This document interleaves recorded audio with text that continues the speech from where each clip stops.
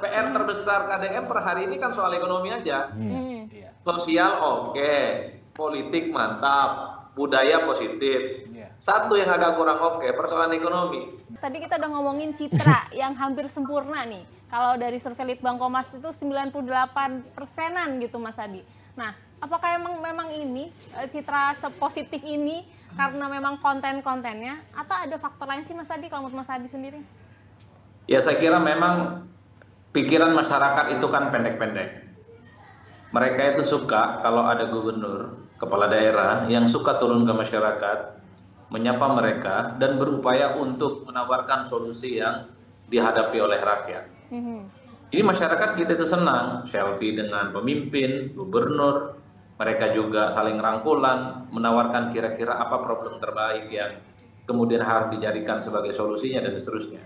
Bagi saya itu yang terjadi pada KDM. Jadi expose soal KDM melakukan gebrakan-gebrakan penting di Jawa Barat, itulah yang kemudian membuat kenapa persepsi publik soal di Jawa Barat KDM itu di atas rata-rata, hampir 100%. Yang kedua harus kita akuin juga, soal KDM ini kan jadi spotlight yang saya kira sudah menjadi pemberitaan di media sosial ataupun media-media mainstream sejak lama, bukan hanya karena jadi gubernur, bahkan sejak jadi anggota dewan ataupun ketika jadi bupati ya. KDM ini adalah sosok yang memang cukup aktif mengamplifikasi semua hal apa yang sudah dilakukan. Bahkan kalau kita mau jujur sebenarnya YouTube-nya pun juga banyak sekali subscribernya. Itu kan menegaskan bagaimana engagement publik terkait dengan segala aktivitas yang dilakukan oleh KDM itu di atas rata-rata. Wajar kalau kemudian kalau kita membaca survei Litbang Kompas, mayoritas itu cukup puas dengan kinerja KDM. Mereka itu menganggap KDM sebagai pemimpin yang menurut mereka serius untuk bekerja, serius menawarkan solusi-solusi, dan yang paling penting adalah down to earth. Turun ke masyarakat menawarkan apapun yang dikira anggap mampu menyelesaikan persoalan-persoalan secara prinsip. Ini yang saya kira memang dilakukan oleh KDM. Wajar kalau kemudian yang dimunculkan dalam survei Litbang Kompas itu adalah survei yang sangat positif. Bagaimana persoalan yang sudah dilakukan oleh KDM, solusi-solusinya itu cukup terukur. Misalnya soal kirim ke barak untuk mengantisipasi tawuran dan kenakalan. Itu bagi saya menjadi satu hal yang sangat inovatif dan bahkan itu kan menjadi meme di berbagai tempat. Kalau ada suami ataupun ada istri yang dianggap nakal, disuruh kirim ke barak tuh manggil-manggil KDM. Bahkan kan menjadi satu-satunya menurut saya semacam kalimat yang sifatnya intimidatif. Saya sering ke Depok, saya sering ke Sawangan, saya sering ke ke Bekasi, kira-kira begitu di sekitar Jawa Barat. Kalau ada anak-anak kecil bandel diteriakin Pak KDM, ini kirim ke barak, nangis itu anak-anak. itu yang sepertinya membuat peribahasa dan statement-statement KDM itu mendapatkan respon positif dan dalam banyak hal itu dianggap sebagai sebuah solusi. Termasuk misalnya juga melarang jam malam supaya tidak ada tawuran kan, mengantisipasi keributan, itu juga disukai. Karena secara signifikan di Jawa Barat itu kan sudah mulai berkurang tuh tawuran-tawuran yang ada di kalangan remaja dan pelajar. Jadi hal-hal yang semacam ini memang cukup melekat di pikiran publik. Itulah yang saya sebutkan. Kalau misalnya ada persepsi publik hampir 100% ke KDM, itu tentu tidak terlepas karena memang KDM tiap hari selalu mengamplifikasi apa yang dilakukan. Ya tentu kita tidak bisa menutup mata. Banyak pro dan kontra, dianggap terlampau narsis, dianggap terlampau one man show, dianggap ini menerabas banyak hal, tapi terlepas dari apapun, KDM per hari ini menjadi satu fenomena di mana tingkat kepuasan publiknya itu cukup luar biasa. Biasanya untuk kepala daerah yang baru menjabat 10 bulan, 11 bulan, entah itu gubernur, bupati dan wali kota, tingkat kepuasan publiknya paling banter, paling hebat itu 70%. Tapi KDM ini kan sudah sampai ke Sidratul Muntaha tuh. Sudah sampai ke langit yang ke-6. Iya, betul.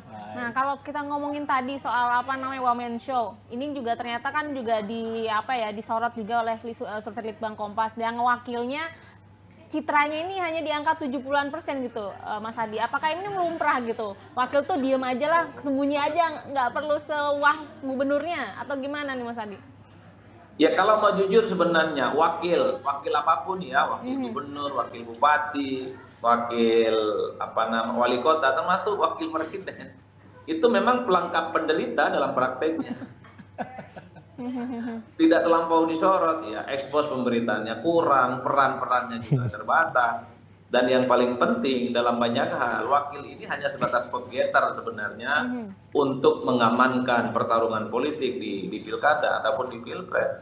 Jadi kalau saya sih sebenarnya melihat survei Litbang Kompas, kenapa terjadi yang cukup jomplang ya antara gubernur dengan wakilnya, karena memang wakil seorang gubernur selama ini kan memang tidak terlampau signifikan.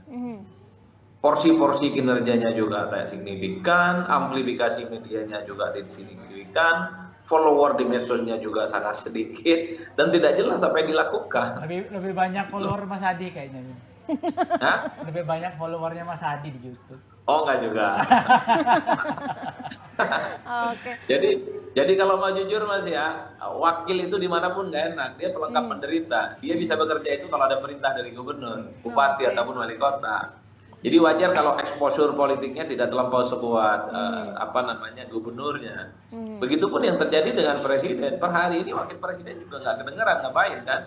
Karena dia nunggu perintah apa yang dilakukan oleh sang presiden. Itulah yang saya kira memang rumitnya kalau kita melihat bagaimana peran-peran dari seorang wakil. Idealnya memang wakil juga harus mampu mempersonifikasi kinerjanya itu yang signifikan.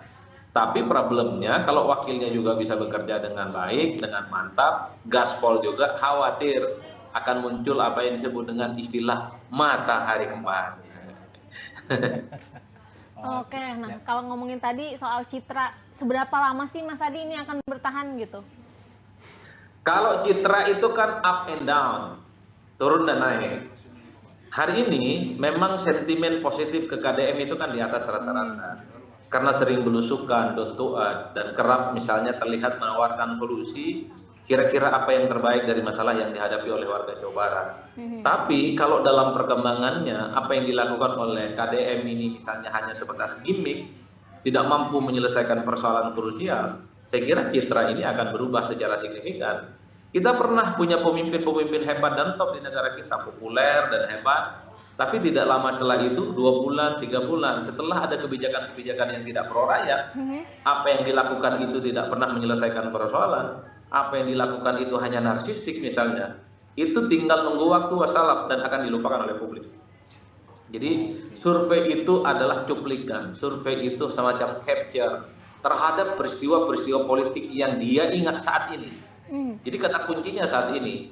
Jadi kalau di kemudian hari, entah bulan depan, bulan selanjutnya, ada kebijakan-kebijakan yang tidak pro rakyat yang dilakukan oleh KDM secara perlahan, ini akan berkurang bagaimana sentimen positifnya yang ada di Jawa Barat. Misalnya nanti nih setelah ada program soal dikirim ke Barat, tapi misalnya masih banyak tawuran terjadi di mana-mana, sentimennya berkurang. Atau misalnya ketika ada upaya untuk memperlakukan jam malam, tapi soal tawuran masih terjadi, itu sentimen negatifnya akan muncul secara signifikan. Ataupun misalnya ketika ada penertiban bangunan liar, kemudian tempat-tempat yang dianggap selama ini menjadi biang kerok kebanjiran itu sudah dilakukan, tapi juga tidak mampu menyelesaikan persoalan banjir, itu juga akan sentimen negatifnya. Yang paling penting adalah apa yang dilakukan KDM hari ini itu yang ditangkap. Tapi di ujung sebenarnya warga Jawa Barat itu ingin melihat apa endingnya, solusi. Apa solusi? Apakah yang sudah dilakukan itu mampu menyelesaikan persoalan ataupun tidak? Itulah yang kemudian menjadi batu uji apakah persepsi yang dimiliki oleh seseorang KDM itu kuat ataupun tidak. Yaitu adalah hal-hal yang realistis yang dianggap menjadi solusi terkait dengan persoalan yang ada di Jawa Barat. Di situ. Mas, ini tadi kalau dari survei Litbang Kompas ternyata memang banyak program-program yang bisa dikatakan substansial nih. Pengangguran, transportasi, kemiskinan itu ternyata masih belum memuaskan lah. Nah, apakah ini juga jadi tantangan di tengah tingginya citra seorang KDM ini, Mas Adi? Ya, saya kira sebenarnya KDM ini punya segala-galanya untuk menyelesaikan persoalan-persoalan yang dianggap sangat ekonomistik, pengangguran, keadilan, kesejahteraan, dan seterusnya. Pertama, KTM ini kan berasal dari partai politik pemenang Pilpres. Yang kedua, dukungan politiknya cukup luar biasa. Yang ketiga itu adalah sentimen positif, di mana warga Jawa Barat itu mostly, mayoritas mereka itu menganggap KDM itu punya niat yang baik untuk mewujudkan bagaimana kesejahteraan dan keadilan di Jawa Barat. Tapi kalau kita melihat fakta-fakta yang ditampilkan oleh kawan-kawan di Dewan Kompas misalnya, ada persoalan yang saya kira cukup krusial tentang ekonomi, yaitu tentang pengangguran, tentang kemiskinan, akses terhadap dunia kerja. Itu adalah sesuatu yang saya kira ini ya harus di-challenge. Menjadi sesuatu hal yang prinsip sebenarnya, yang saya kira memang ke depan harus menjadi prioritas oleh KDM. Karena kalau kita mau jujur sebenarnya, kondisi ekonomi kita secara nasional ini kan sedang struggle, tidak baik-baik saja.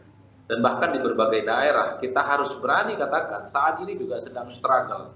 Sedang berjuang bagaimana misalnya persoalan kemiskinan, pengangguran, dan akses terhadap dunia kerjaan itu menjadi suatu hal yang harus diselesaikan.